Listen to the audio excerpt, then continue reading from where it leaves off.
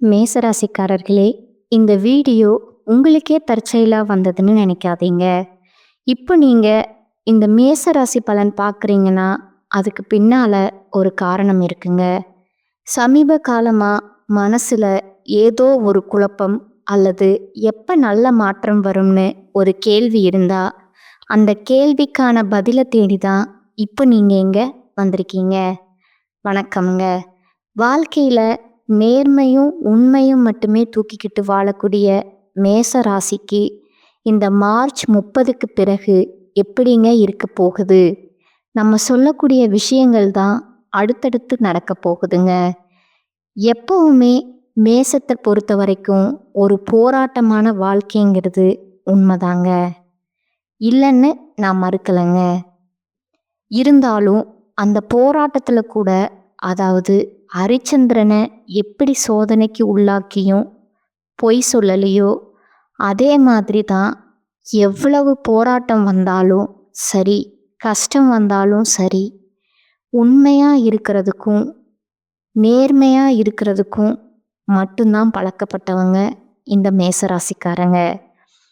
எவ்வளவு தீய சக்திகள் கூட இருந்தாலும் சரி, அதாவது கெட்டவங்க கூட இருந்தாலும் சரி, 1000 பேர் தப்பானவங்களா இருந்தாலும் அங்கேயே தன்னுடைய குணநலத்தை மாற்றிக்காதவங்கன்னு பார்த்தோம்னா இந்த மேசராசிக்காரங்கங்க. இப்படிப்பட்ட மேசத்துக்கு இனி வரக்கூடிய நாட்களில் எந்தெந்த மாதிரியான விஷயங்கள் சாதகமான அமைப்பு இருக்கு, எந்தெந்த விஷயங்களில் இவன் கொஞ்சம் எச்சரிக்கையாக இருக்கணும், அதை தெரிஞ்சுக்கிட்டாவே போதும் இல்லையா?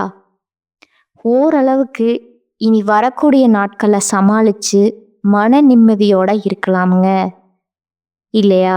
அதற்கு அடித்தளமாக இந்த வீடியோ பதிவு நிச்சயமாக இருக்குங்க. இந்த வீடியோ பதிவை பார்த்து முடிக்கிறப்போ உங்களுக்கு ஒரு தெளிவு இருக்குங்க. கரெக்டாக இது நடக்க போகுதா? ஓகே, பார்த்துக்கலாம், என்ன நடந்தாலும் பார்த்துக்கலாங்கிற ஒரு நினைப்பும் வருங்க. ஏதாவது விஷயங்கள் நடக்கிறப்போ உங்களுக்கு ஒரு இன்டிமேட் கொடுத்த மாதிரியும் இருக்குமுங்க. சரி, எப்பவும் போல நமக்குன்னு ஒரு ஸ்டைல் இருக்கு இல்லைங்களா?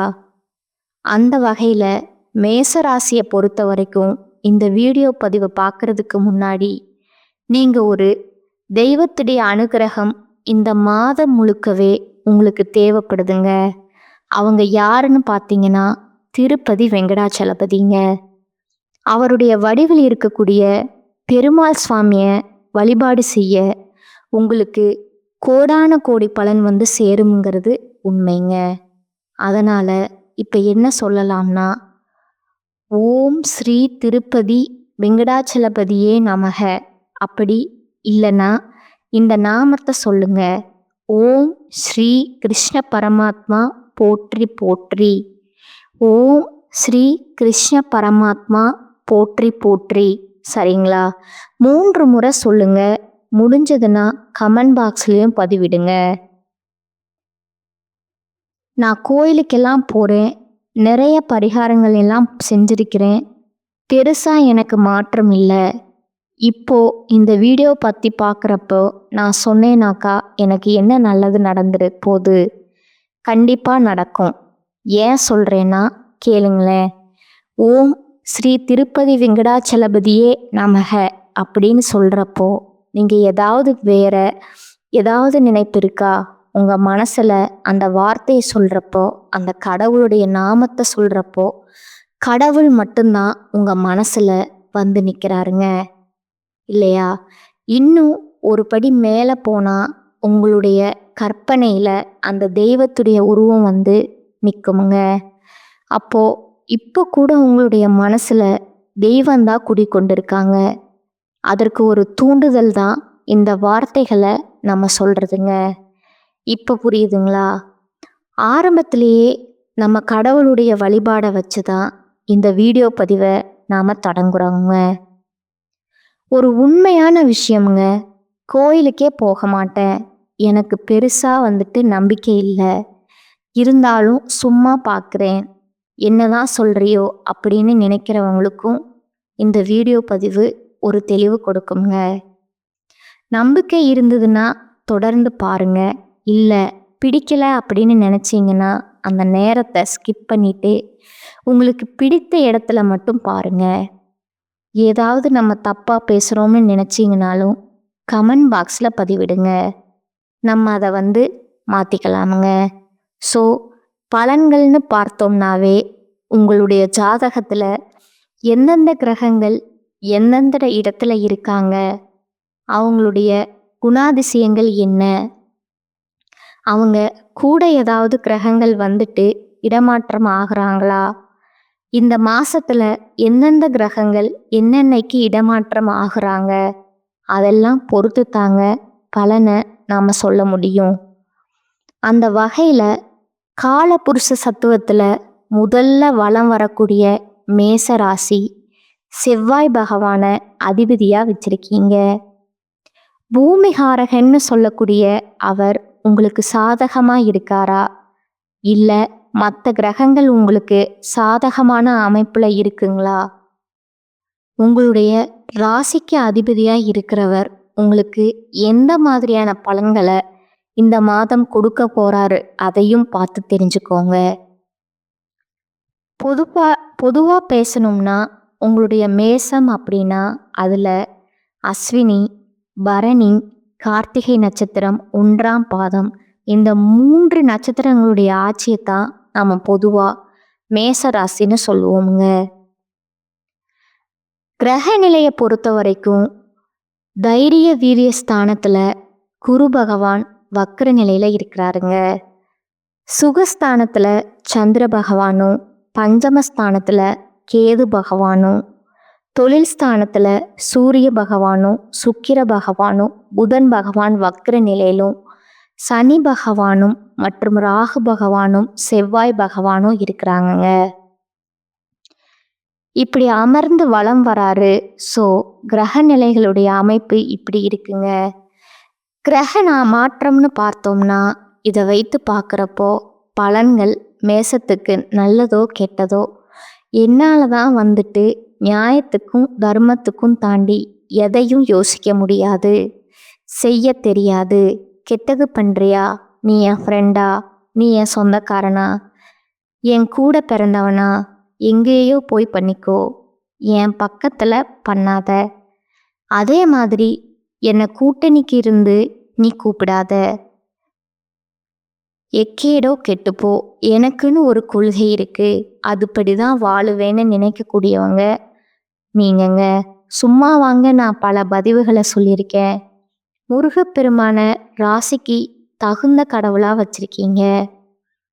அவருடைய குணாதிசயங்கள் மேசராசிக்கு இல்லாமல் போகுமா?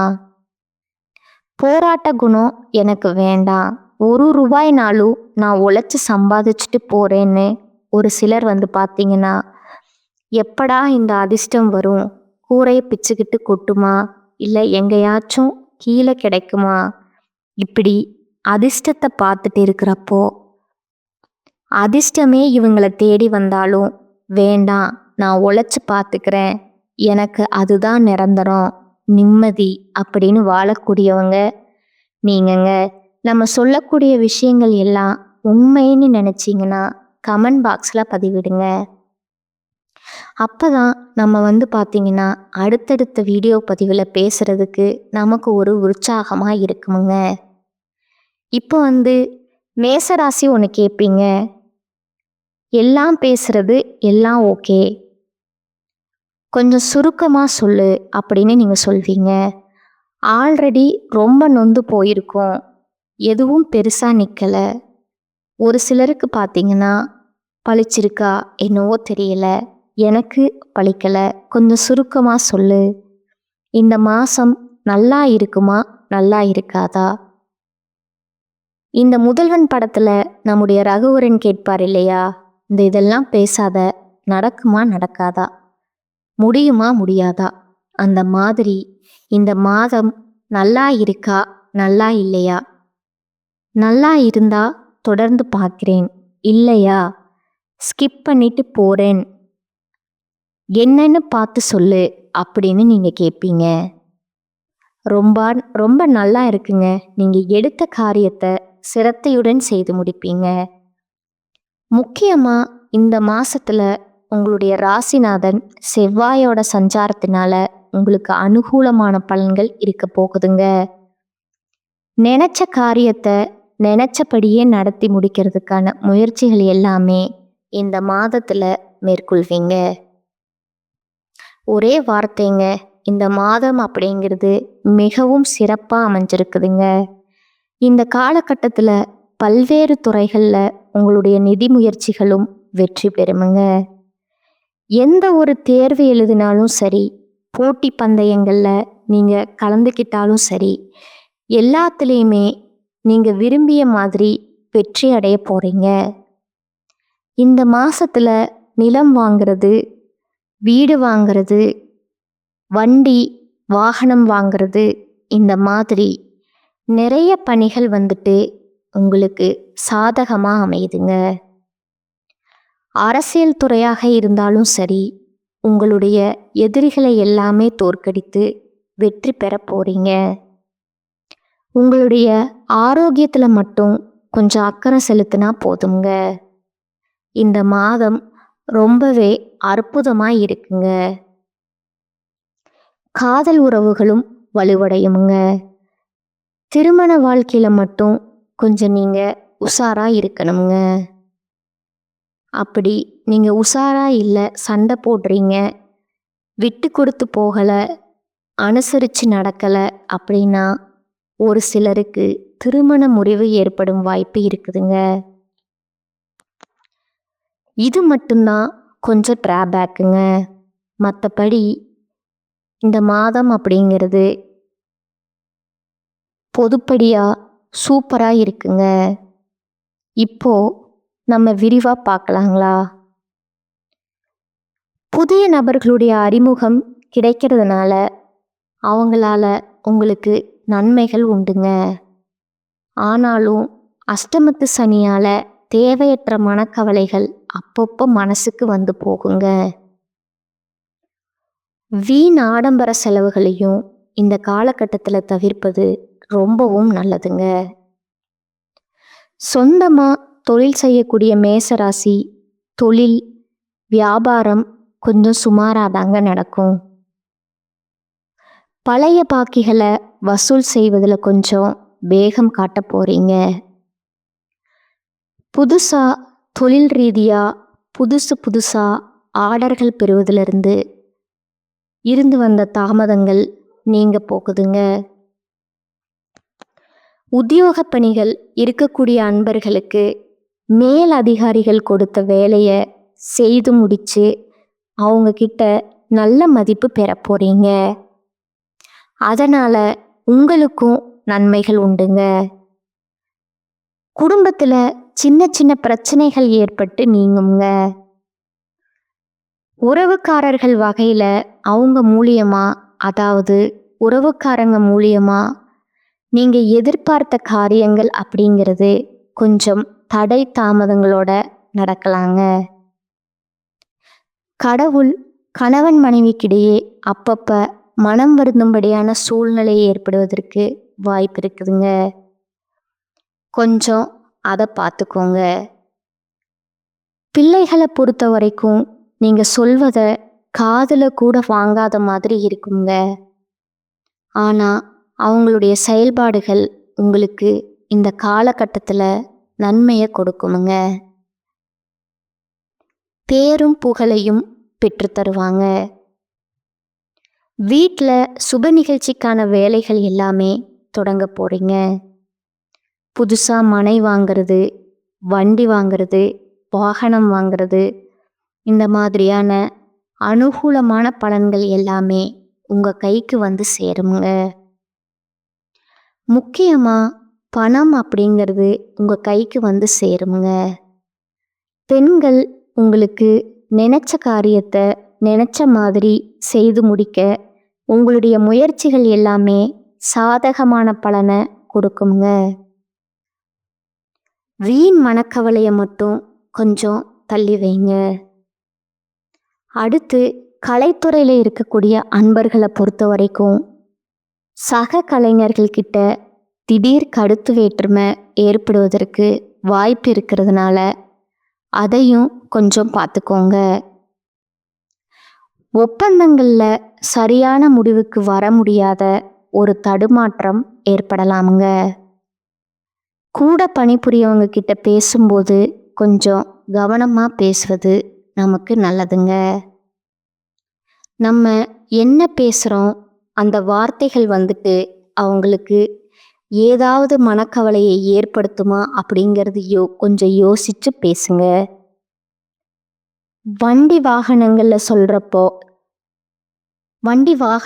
செல்றப்போ தொலைதூர பயணங்கள் மேற்கொள்கிறப்போ கொஞ்சம் கவனமாக இருங்க. உங்களுடைய உடைமைகள் மீதும் கவனம் இருக்கட்டுமுங்க.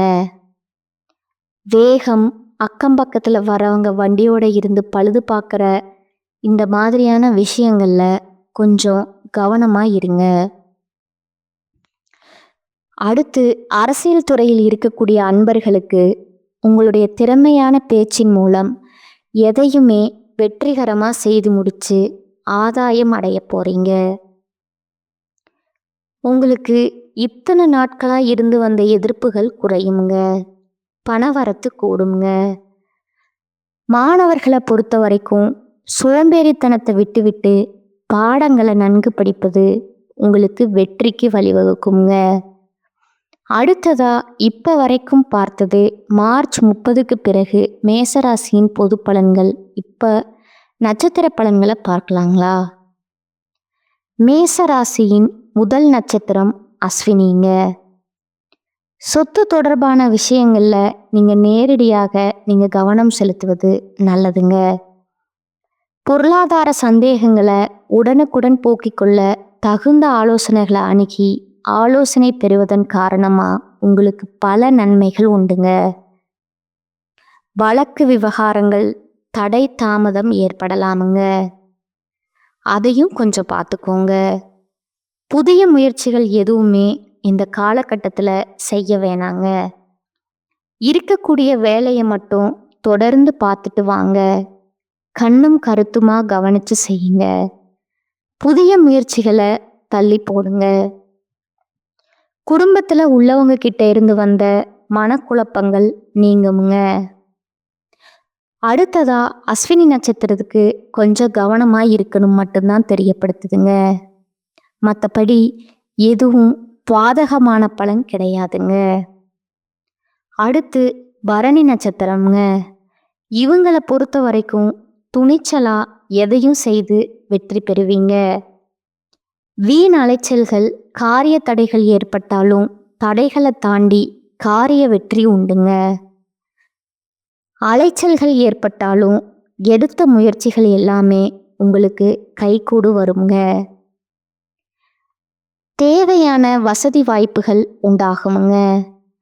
பண வரத்தை நீங்கள் எதிர்பார்த்தபடியே கிடைக்குங்க. சமூகத்தில் உங்களுடைய மதிப்பும் மரியாதையும் உயருங்க. ஆக மொத்தத்தில் பரணி நட்சத்திரக்கு இந்த மார்ச் மாதம் 30க்கு பிறகு அப்படிங்கிறது ராஜ வாழ்க்கையை கொடுக்க போகுதுங்க. அடுத்ததா கார்த்திகை நட்சத்திரம் 1ஆம் பாதம். உங்களுக்கு உடல் சோர்வு, மனக்குழப்பம் ஏற்பட்டாலும் செலவுகள் அப்படிங்கிறது உங்கள் கட்டுக்குள்ளே இருக்குமுங்க. தொழில், வியாபாரம் இந்த விஷயங்களில் நீங்கள் எதிர்பார்த்தபடியே லாபம் கிடைக்குமுங்க. எதிர்பார்த்த மாதிரியே தொழிலையும் வியாபாரமும் நடக்குமுங்க. கூட்டு தொழில் செய்கிறவங்களுக்கு மட்டும் கொஞ்சம் கவனமாக இருக்கணுமுங்க. எதை செஞ்சாலும் ஒரு டைமுக்கு 2 முறை யோசித்து முடிவெடுக்கிறது நல்லதுங்க. அதை அதுக்கப்புறம் செயல்படுத்துங்க. நன்மையை தருமுங்க.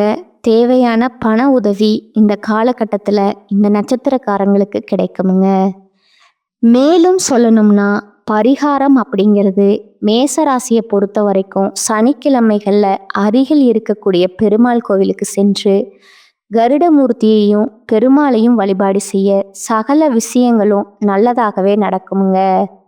உங்களை பொறுத்த வரைக்கும் அதிர்ஷ்டமான கிழமைகள்னு பார்த்தோம்னா வளர்பிறையில் புதன்கிழமை, வெள்ளிக்கிழமை. அதே தேய்பிறை எடுத்துக்கிட்டாலும் புதன்கிழமை, வெள்ளிக்கிழமை தாங்க.